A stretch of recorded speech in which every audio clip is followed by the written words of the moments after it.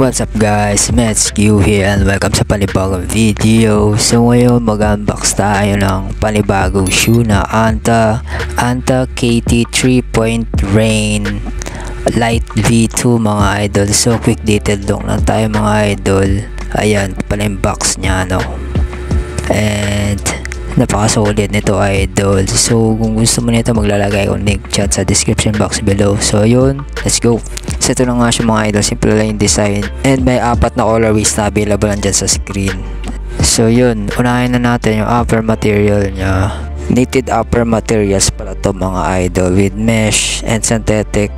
Hollow siya and may flywire dito sa lateral side and may Anta logo dyan mga idol.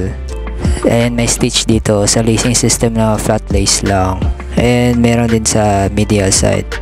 Synthetic material naman dyan sa side panel. Ayan, mesh material naman ginamit dito sa tongue part. Lace nya flat lace lang. Ayan, mesh material yan, naka-breathable yan mga idol. May synthetic leather dito and may Anta basketball na logo sa tongue part. And di siya makapal mga idol, sakto lang siya. And sa sock liner naman makapal yan nuts. Ayan, secure yung paa mo dyan, comfortable din.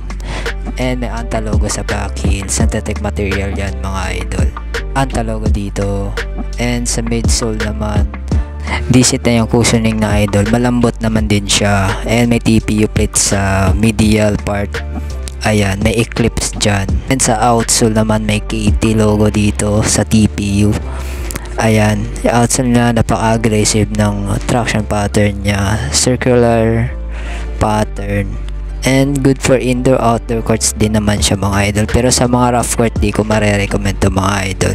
Ayan, napaka spiky din ito and squeaks.